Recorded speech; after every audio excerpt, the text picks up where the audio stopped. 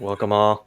We'll get started here. What's up, everybody? Welcome back to episode 3 of Fully Remote, the only show for leaders who are remote first. Super happy to have you all here. Some great topics tonight. Great guest. This is our third episode, and Fully Remote is already international. My gosh. Before we get started, head over to LinkedIn, follow Zinc for more invites to future episodes, and stay tuned. We're going to get that video archive up. You'll be able to get those over at zinc.ai, plus more resources as usual. Tonight's show, we've got the CEO and co-founder of humanly.io. We've also got some sweet poll questions, Q&A, and discussion time built in. Stay with me. We're going to go ahead and get started. A little tradition we have on the show. I'll take this moment to welcome Arjun Sundararajan, CEO and co-founder of Zinc, hosting tonight's show with me. Welcome, Arjun. Quick warm-up, everybody. Let me and Arjun know where you're joining us from. Just type it in. I'll give you all about 15, 20 seconds. And we'll do a little word cloud reveal, which is always a lot of fun. And why we have this tradition here. If you're just joining us, jump in. Let us know. I already know that we're international tonight, which is so exciting. A couple more seconds, folks. Be specific or as vague as you like. We've had interesting answers on the show. More interesting answers. All right, let's see what we got here. Right on. SoCal, shout out SoCal, one of my favorite places on earth. Ecuador, one of my favorite places I want to go on earth. Vancouver, Seattle, Washington, Tacoma, Bellevue. Awesome. Welcome, everybody. So glad to have you on this show. All right. I brought Prem Kumar, CEO and co-founder of humanly.io, the platform more and more recruiting teams are turning to get the right candidates, with tools to spot and reduce bias in your hiring, which we'll talk about today, and get insights from your actual interview conversations so that you can make better hiring decisions. Prem was a senior director of product at Tiny Pulse before founding Humanly, and previously spent many successful years at Microsoft doing HR tech. Check out Prem on the right-hand side of your screen at the Humanly website. Connect on LinkedIn with Prem. I follow him, I read his posts every single day. You can also check out a little something that they got cooking up on the humanly.io side. Thanks for being here, Prem. I want to dive right in. We chatted briefly yesterday, and you shared something really interesting that happens to people when they're hiring remotely. Lock in on this one, folks, because say you're hiring remotely, but that person you're interviewing is actually located in your area. Something really interesting happens if they are located in your area. Prem, can you fill us in on this? Yeah, thanks for having me. Really excited to be here. Yeah, obviously a lot is changing in interviewing and in hiring. Well, one of the things I think what you're referring to, Andrew, is we're finding that you're certainly interviewing people from all over the world, all over the country.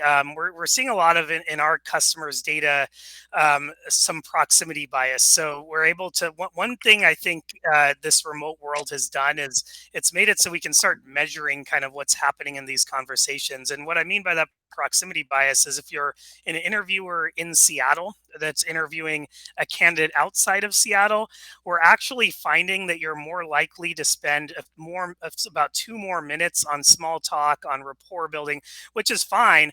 But the end result of that is by the time the actual meat of the interview starts, the questions, the interviewer already has a higher sentiment towards the candidate. They have less time to ask them questions. So geography based proximity bias is certainly one thing we're starting to see more, and there's a lot of other biases that can now be actually measured, and you can't change what you can't measure. So now you can change a lot of those things. So yeah.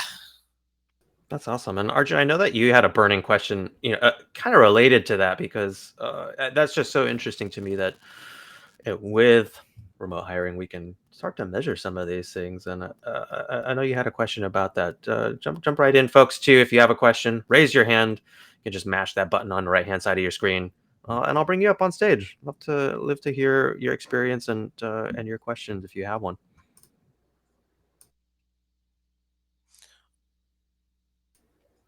I'm Oh, gonna I mute think you, you're Arjun, you Arjun. are on mute. Arjun, you are on mute. Yeah. Yeah, so I was saying remote hiring has been like top of mind for all of us. So one thing that like comes up all the time is like when you are like hiring for these people, like what about have you seen like a big drop in like allegiance and like loyalty to the company over time when you actually hire remotely? And is that something that you as a company or like in general other people have done? What have they done to like offset that, if at all? I'd love to like know more about that. Yeah, great question. And it's definitely something we're working on as well. Our customers are working on. So haven't found the kind of silver bullet or the one solution yet. But there are some things that we're starting to see that are helping. So one thing I would say is I absolutely think it's entirely possible to keep the same amount of allegiance, same amount of engagement wherever in the world the person is working. But yes, there are other things you need to take into account. So I think technology can help in some ways. So using technology to kind of measure employee engagement, these pulse-based surveying, another way. So I do think there are ways that we can use tech. It's not going to be solved by technology alone. I think one thing that's important is spending time with employees to kind of understand their work styles and how they can be best engaged. So one thing we found in the remote world is we have folks that generally like written communication better, kind of finding new ways to engage that maybe in the in-person setting, sadly in some corporate settings it's the loudest voice that wins, but now we're seeing more opportunities for people to express themselves. People are kind of put on somewhat of a level playing field, but yeah, remote work can also create some disadvantages for folks. So I think it starts with employee listening, building that feedback mechanism, building platforms and using technology for folks to engage. And then I think having just things that people can rely on. So common practices and routine. Oftentimes when you're off on your own, there's a lot of things that you can do during a day. But if you make a point to get together, so we're starting kind of a weekly kind of company hangout that we're kind of going to do in VR, but you can also join via Zoom. That's that water cooler conversation is hard to replicate in these formal Zoom meetings. And then there's also things you can do on the benefit side to help get people engaged. I think really catering to the emotional needs that people might have, the safety needs they might have in kind of now working in this different environment where people used to come in person to have some of those psychological needs fulfilled. But there are ways to solve for that, certainly remotely. You just have to know about it before you can solve it. So starting with kind of talking to your employees. So that's a few things that we've seen. And the last thing I'll say is some of the structural things like the company mission, vision, values, career pathing. You have to be really, it's not going to be on a wall where you can look at it. I think being very intentional in continuing to get those out there, whether via a wiki or in your one-on-one conversations, I do feel is another thing that is important. Right on. That was pretty power packed, Prem. But okay, my question is like, who owns this in the organization? I mean, who is it? HR? I mean, I talked to a lot of HRs. They're burnt out right now, and it can't just be on them. What's your Yeah, thought? so I'd make the argument. I think there's certainly many different people that can affect it, but I would make the argument that culture is something everyone owns. So it should be a kind of representation of everyone you have and everyone you plan to bring on. I kind of look at culture building as a living, breathing thing, kind of like SaaS software versus software of old. Software of old, you'd install it once and that was it. SaaS software, it's iterative. You're getting feedback from your customers. From a culture standpoint, your customers or your employees.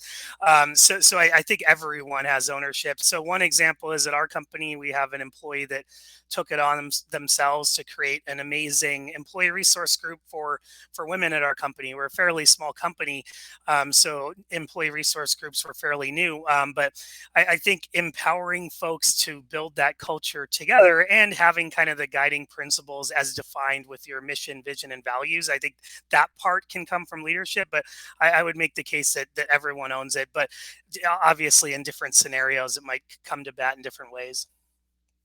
That's awesome. Awesome. And I want to move real quick, folks, over to a quick poll question. Speaking of culture building, this was an interesting thought that came to me, which is over the course of this pandemic, I mean, a lot of companies, many of you, have turned to fully remote. Over the course of that pandemic, has your culture, your work or team culture, has it gotten stronger or weaker? We'll look at the results here in just a second. And I will, no, folks, we'll give folks another 10 seconds to respond. This is an interesting question because I think it's a hard thing to think about when you don't have that structure. We'll complete that poll here. And take a look at these results, Prem. I want to bring it back to you. 33%. There are ups and downs, but seems about the same. Yep. Followed by 22%. Actually, a little stronger. Yeah, no.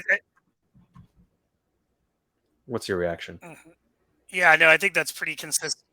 I would say it's pretty consistent with what our customers are saying. I definitely think, there was a lot of events over these last 2 years that have caused us to reassess things and to think through. But I do think there's kind of a regression back towards the mean.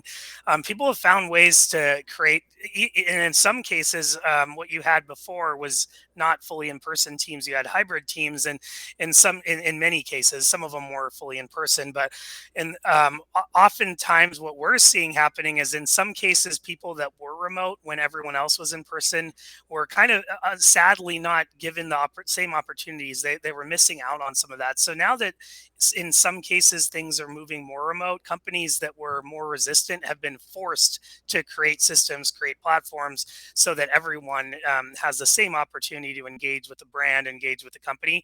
So I do think some of those companies are now getting back to normal, getting back to a sense of normalcy. But yeah, not surprising by the results, but definitely a lot we can continue to learn.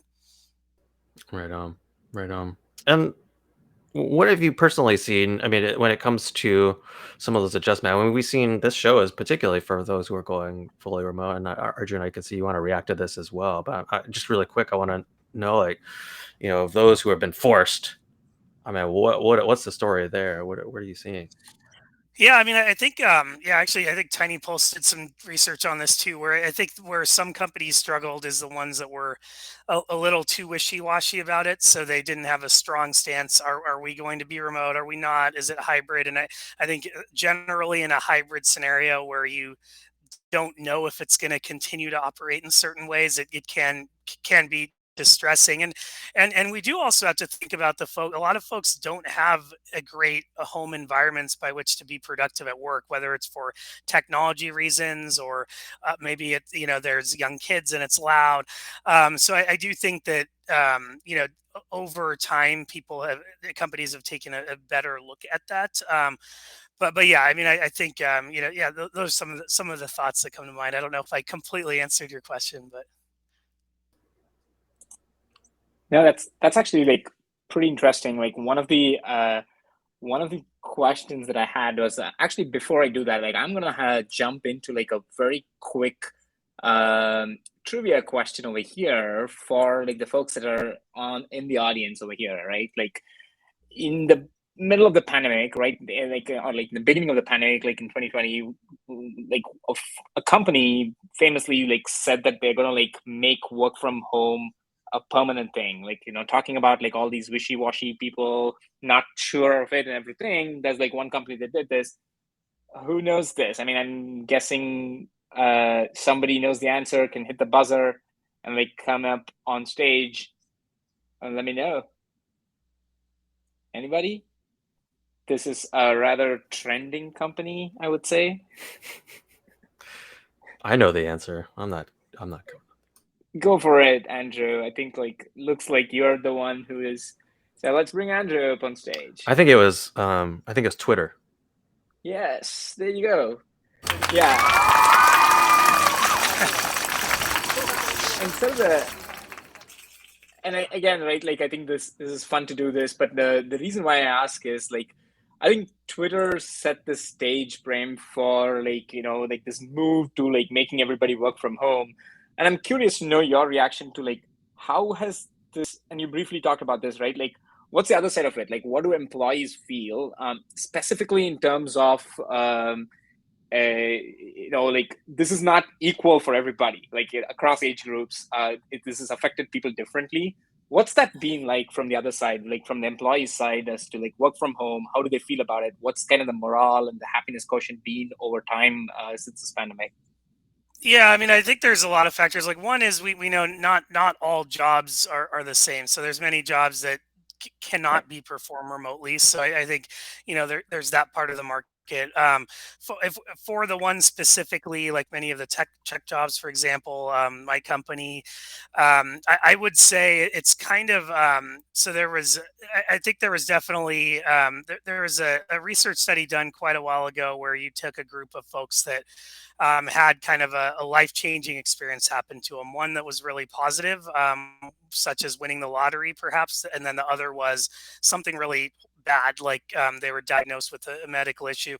Like after I don't remember the exact specifics, but after a year, 2 years, there was kind of a regression back to them both actually feeling just as happy, despite some event that could have affected them negatively or positively. I think in this case, obviously, we're not talking about life or death, of course, but I do think that there are folks that have just learned to adapt in new ways that they hadn't before, and now they're realizing, oh, I mean, there's a lot of folks that realize just how much they might have enjoyed this more than they thought, or but until they were actually just forced to do it, they hadn't really had that experience. So I do think this forcing function that the pandemic ultimately has kind of catalyzed. Now everyone is many people have had that experience. So I do think, but what I do see in the data, like in the Tiny Pulse data, is the folks that are confused to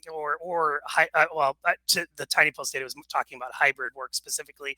But if I look at our data as well, I would say that hybrid is fine, but I do think just making sure that it's very clear how you get access to those same things is very important. Not everyone's going to regress to the mean. Like there are people that might not ever like remote works, but you have to do the work to at least provide that infrastructure, that platform.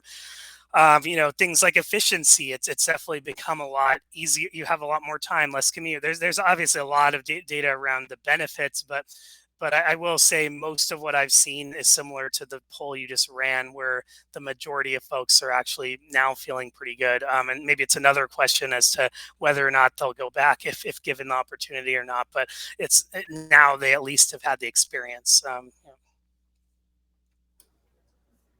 Right on. I want to talk a little bit about automation. Preem, this is something that you've done a lot of research into. You have your team working on. When it comes to using that technology to build culture. I mean, those are kind of things that don't really kind of go in hand. There's a dissonance there, but I know you've managed to marry these two concepts in a variety of different ways. And you talked to a lot of individuals. Can you share a little bit about what you're doing there? Yeah, I mean, I think generally automation and technology can make things happen faster and more efficiently, but you want the good things to happen more faster and more efficiently, not the bad things. So it can also have negative effects, if honed in the wrong ways. But generally, I would say like at our company, for instance, it's recruiting is a very human driven process. So we're not attempting to automate and remove people, but I do think as far as processing large amounts of getting data in, collecting data, manual tasks, I do think a high level of automation can help free up these human interactions so that they actually are more effective, more strategic. In the remote world context, it's very interesting because so many more things can be measured.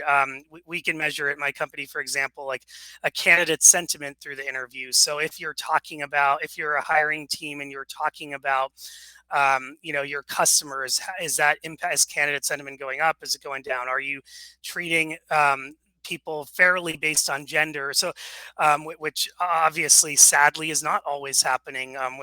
With some of our data, we're seeing that for some junior female candidates, they're literally getting 7 minutes less to speak than their male counterparts.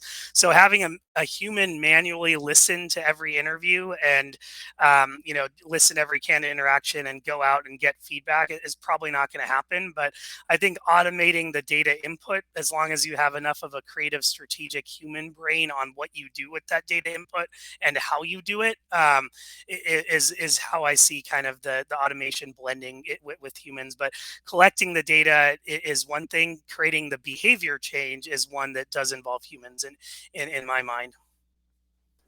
Right on. Right on. Arjun, what's your reaction to that? No, this is spot on. I actually resonate strongly with the idea that the last part specifically around, I think data and insights can give tremendous insights into it. But when it comes to taking that and creating the change in behavior is actually a much harder problem, I think. And then behavior change comes from good culture, as you rightly know, right? Having many people that you're watching doing the right behaviors tempts you to do the right things, which is getting harder in a remote world. But another thing that I'm kind of curious about is also the effect of the environment. How do you set situations in such a way that the right behaviors are automatically rewarded, and what can you do? And so I want to ask you about that in terms of processes and in place that you can do, whether it is in the interviewing process itself, or even if it is in an onboarding process or whatever it is. What kind of sort of processes can you put in place so that then the negative behavior is hard to do, right? So I'm curious about any top 3 processes or anything like that comes to mind for you. Yeah, I mean, one of the big kind of things right now that's happening, particularly in high volume hiring, is just interview standardization. So not having a completely different interview with a different set of questions with candidate A versus B, which is sadly, there's a lot of inconsistency. So starting by having structured interviews and being able to use tools, either like ours or other tools, but using other tools to measure, are we being structured, are we not? I think accessibility and starting on a certain playing field is very important. So even the speed at which I am speaking right now, our tool would say if I was speaking this fast in an interview, and I'll slow down as I am, candidates where English is a second language would have potentially cognition go down. So I think being able to be consistent, being accessible, providing kind of opportunities for everyone to engage. Like we did our company meeting recently in VR through Oculus, but we know that not everyone can use Oculus, and some folks were getting headaches. So can we provide another way to access it, like a Zoom meeting, or I think so. Being consistent and accessible. Another thing we find a lot in interviews. Candidates, for example, that have autism spectrum disorder are less likely to engage in small talk at the beginning of the interview. So we can actually measure, how are you being consistent in your small talk, which maybe sounds really small, but that can have a big impact on how an interviewer perceives a candidate. So we're certainly not talking about turning people into robots by any means, but being aware of how you're coming across, how you're communicating, how empathetic you're being. So we're seeing that we're partnering with a company in Seattle called Empathic to measure empathy inside of interviews. So one tangible example is we had a customer that was losing candidates and they had a pretty low empathy score. So it's something as simple as ending an interview with several minutes for the candidate to ask questions can bump or even something as simple as being on time to the interview. So in a human interview, we could in person, you can't measure that, but we can now measure, is a Zoom call starting on time, and we're seeing sadly bias where if it's a junior person of color, they're more likely to have the interviewer show up late to the interview. So they already have less time. I guess to synthesize that, I think there's a lot of tactical things you can do, but you can't change what you can't measure. So I think starting by, and I'm not saying everyone has to measure exactly what's happening in the interview, but there are a lot of different things you can begin to measure when it comes to culture. So kind of leaning into that and being, I would say, thoughtful about that is important. Woo! That's power packed. Ivan, I want to bring you on stage. I see you. What have you got for us? Hey, I just had an idea or a question rather when it comes to the automation part of that, because I have helped some recruiters now and in the past, and specifically one of the things that tends to happen is that you lose part of the information about the real person. Yeah, I'm gonna try to explain a little bit better, because even without technological tools, even if you just make them fill in a questionnaire and afterwards you base your results on that, and like, hey, this guy doesn't fill in all the requirements I had, and like, I'm just going to discard it. But once I got into the process and tried to help, I was like, hey, I'm gonna check not only the resume, I'm gonna also check what he has been doing on some other platforms. Or well, I'm gonna try to ask some other questions to get more information about what this person is doing. Then I was able to recognize some things that obviously an automated tool probably wouldn't be able to do, and even the people using it were not able to do it because we were lacking that human component. So I don't know, what's your take on that? Are we losing that? Or? Yeah, absolutely. So one thing I'll say is if you're able to do that, I think that is better than automation. There might be some ways you can use automation, but the problem is in these high volume roles, like with many of our customers, you might have 4,000 people apply in a 3-month period. What we're seeing is only 20% of the applicants even have a human looking at them. So, and when they meet with the human, it's about a week after the fact. So I think if you have time to spend time with each applicant, absolutely, that is awesome. But what we are finding that's not all forms of automation. Some forms of automation are very basic. They might just look at keywords in a resume, and that's tough. But if you can provide automation, like you said, that maybe will engage with all 4,000 of those applicants, and instead of making them wait 24 hours, not just use it to screen them out, but allow them to screen the company in by learning more about the company. So automation can also be used to kind of share more with the candidate and get everyone some sort of dialogue. So I do think it depends on the type of automation. But in these kind of high volume scenarios, if you don't have enough people to engage with everyone, you can also cast a wider net and engage with more and more candidates. So I think that is helpful. But it wouldn't necessarily be better than if a human was looking at all those things in many cases. But it could help the human kind of look at, maybe eliminate some senses of bias and whatnot. Great question. Fantastic. I love the experience share. Thank you, Ivan. I'm going to jump over to Q&A, folks. We got a few via email, but use that toggle on your right-hand side. You can ask that question directly by typing it out. If you have a more vulnerable question, feel free to just check that Ask Anonymously box, or just raise your hand. Happy to bring you on stage, as Ivan has demonstrated already. But I'll kick us off, Prem. We got this via email. Prem, what's your opinion of employers sending candidates thank you notes right now? I saw something a little bit about this on LinkedIn earlier. Yeah, so I think candidate experience is extremely important, and even the small ways of doing it, like a thank you note, or bigger ways. And candidate experience should not be reserved just for the candidates that get the job or move through the process.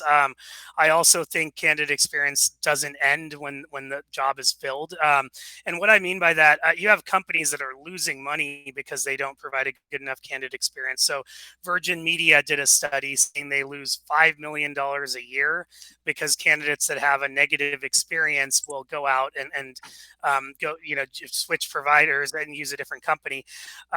You have Disney, for instance. Their average job candidate spends 8 times as much money at Disney. So their candidates are their best customers in a lot of these B2C companies. So think of candidates like your customers. I mean, they're coming to you, they're interested in your brand, and technology can help you engage with them at scale. I feel, sometimes even things like even some ways of using resumes, ways of using some automation is people kind of use it as a shortcut to screen through mass amounts of candidates, but really you should be trying to engage with everyone if you can. So things like thank you notes, I think making it more human, like Yvonne was saying as well, is very important. And these aren't just candidates for this role. It could be a good fit for another role. They could be a customer. They could be a brand advocate for you. So I'm supportive of anything that creates a better candidate experience. Being a candidate myself many times as well. So. Absolutely. I think we can all can relate to that, having been on the other side of the table, so to speak, in many circumstances. Question: has the discussion around compensation changed with remote employees, especially with a global workforce? Very interesting question. Yeah, great question. So there's some, great companies like Syndio here in Seattle that are doing a lot of interesting things around pay equity. I mean, it certainly is interesting. You have states like Colorado that are allowing pay transparency laws that are based on where the candidate resides versus the employer. So if I'm a hiring team member, and I'm not an expert on the legal piece of it, so I won't pretend to be, but if I'm an employer and I'm doing one interview at 9 a.m. and another at 10 a.m., one's with a California-based candidate, one's with a Colorado one, I'm only allowed to ask, like there's questions around pay transparency or my ability to answer those questions where I'm under a different set of rules at 10 a.m. than I am at my first interview. So I think the discussion has to change. Otherwise, people are going to get sued. So absolutely. I mean, the laws are changing. Remote work is causing folks to, in a good way, you're engaging with folks in different geographies and different countries. Companies have entities in different states as well. So, we're doing taxes on based on a lot of different states. Yeah, the converse. If it hasn't changed, then it's too late, and you should probably start changing or thinking about it. So yes, I do think that that's a hot topic, and pay equity as well. Not just pay in general, but there's a lot of conversation. One of our customers, Gravity Payments, Dan Price, their CEO, talks a lot about pay equity, and absolutely. I mean, there's a big conversation around, do you get paid based on the cost of living where you're at, or based on where the company is? So lots of conversation there. And I'm not an expert, but I think, but Boji's at Syndio, so maybe he has something to say. But there's a lot of definitely a lot of conversation that's happening there. Right on. That's a great one. Got another question here. Just Prem, what is the number one sign of bias in remote interviews? I don't know if I have the number one way, but now that we can measure it, I should soon. I think remote work has made it easier to measure bias. I mean, there's lots of different types of bias. I think proximity bias comes up a lot. So not just geographically, but do you feel like the candidate? Do you look like them? Did they go to a similar school as you? You see that come up a lot, and even people that don't think they're doing it, when you actually measure it, you see those types of things happen. And so I think being able to put that aside is extremely important. Sadly, even in this day and age, gender bias, and that could also have to do with being like someone is coming up a lot. So one of the things we're measuring, we're working with a PhD of linguistics, and we're measuring like when there's simple things like when there's pauses in conversation, interviewers are more likely to jump in and move the dialogue versus leave time for the person to keep talking if it's a female candidate, if it's a person of color, and obviously not every interviewer is doing all the same things, but these are the types of things we're trying to see. So I would say, yeah, that's still a big bias, and then bias around people that you actually know. So if it's nothing wrong with referrals generally, but certainly, that those can, if done in the wrong ways, cause bias. So hiring, and that's an awesome opportunity that this new world has afforded us, where I can hire from anywhere in the world, right? So we have a few engineers in Poland, some in Vietnam, and I do think that while there is bias, there's also the opportunities to open our eyes more, and kind of and measure those biases. So, yeah, I'm excited for the future in that regard. Right on. Thanks, folks, for your questions. I think we may have had a couple more. All right, here's one.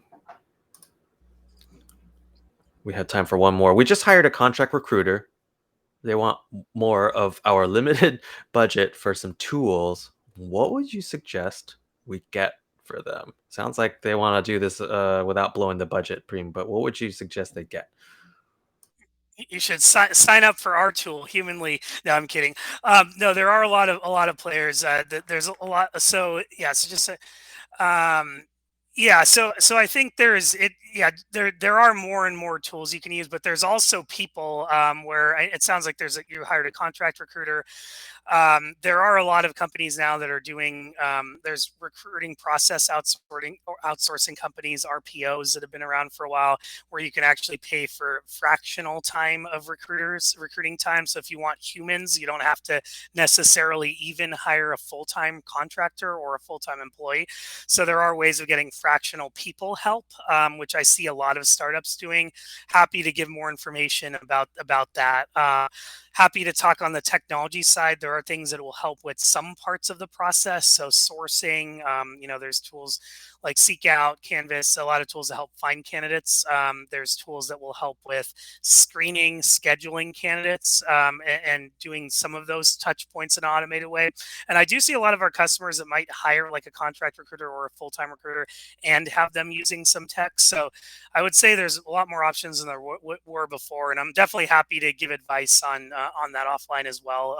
If you want some specific recommendations based on your industry and based on the types of roles.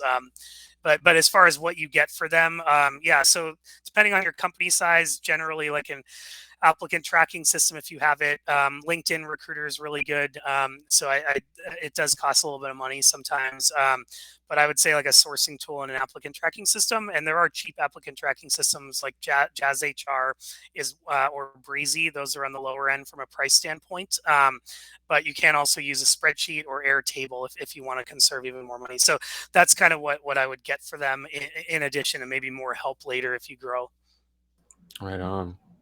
That's power pack stuff, folks. We're going to move over to our roundtable. Lots of takeaways.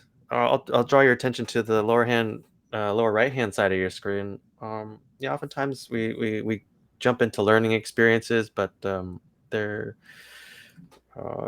we go to sleep and we forget about them. So don't forget about these. We'll send these notes out to you after today's show, and let us know what you thought as well. Click that button in the lower left-hand side of your screen. I read every single piece of feedback that we get on this show. I'll have to hear your thoughts. But if you do have, I think limited resources, Prem, I think just on that last thought, there are just so many different tools. It's almost overwhelming and it's nice to have some recommendations from someone who's probably seen a lot of those. But I'm curious from our group today too. I mean, if there are other particularly good tools, because there's such a crowded space when it comes to tracking applicants or doing outreach, that type of thing.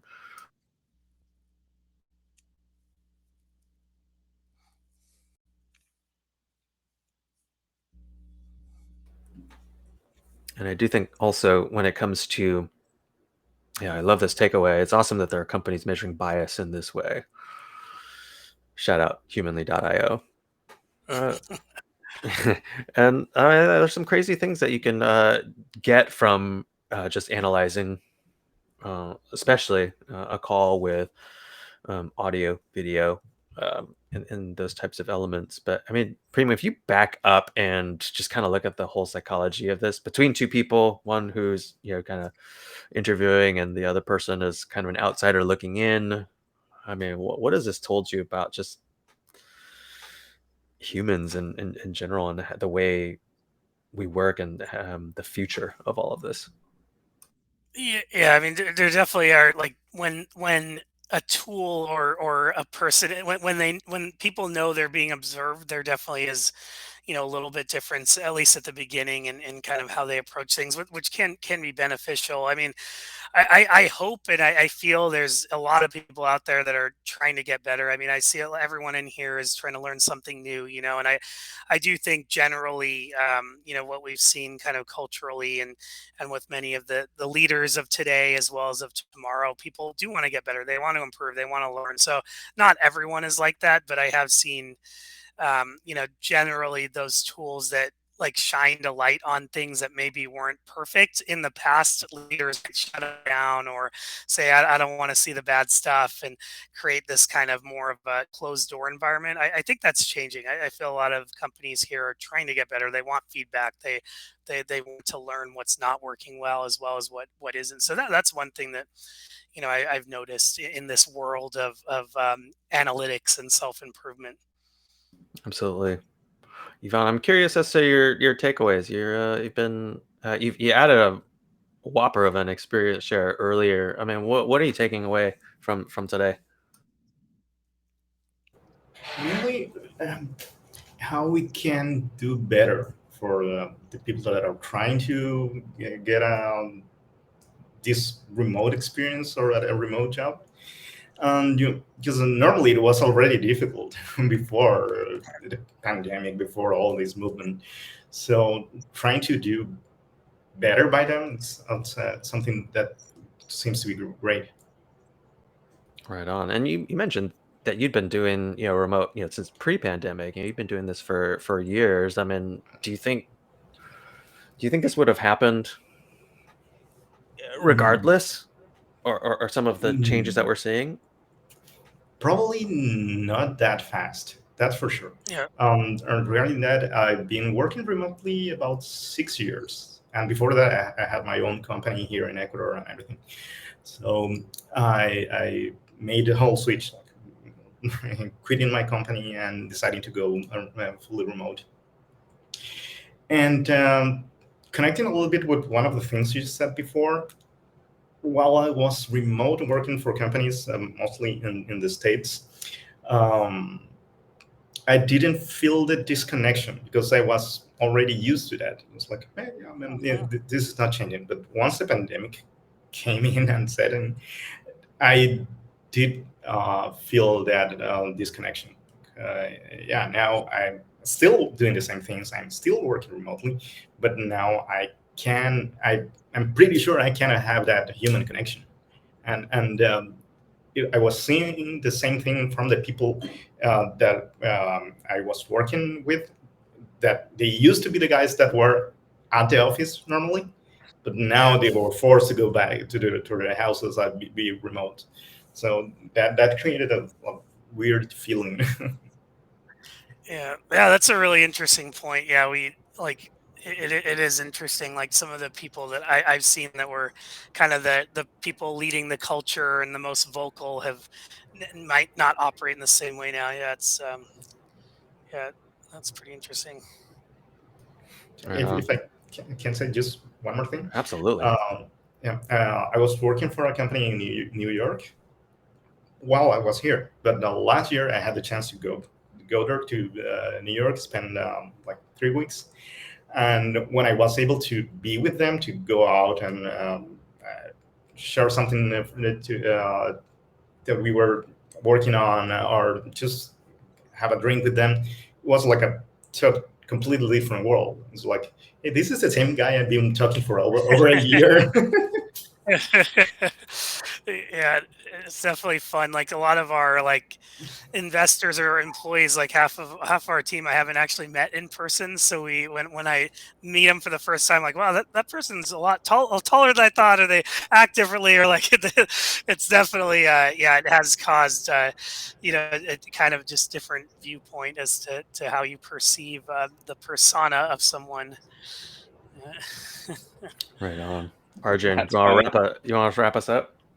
No, yeah, that's definitely funny. I think I completely agree there, like about how I did not like move into like a pant situation when I went and like fundraise this time is like a testament to how remote has been like this and like all the tools that's come there. I think one of the things that I realize is that like this pandemic has literally like accelerated several of these tools, and clearly like companies that are measuring this is it's become like a big bonus because now almost all meetings are happening virtually, like interviews, and like it gives like a treasure trove of data to be able to go and like dig into it. And I almost think that like there's a bunch of companies that are like coming together right now in like offsetting the gaps that remote has. And I think like it's almost like we feel like there is a race to like do this before like people go back to work, but I feel like the tide has shifted significantly. And I probably will ask like this last question to Prem over here is to say that like how do you feel about this tide that has shifted to remote, and like do you see it going back, or is this here for the future, and your top level thoughts on that? Yeah, no, I mean, I definitely think a lot of big parts of it are here to stay. There could be some that might not, but yeah, it's definitely, I think, the pandemic, I think, has catalyzed a lot of trends that were at play to some degree.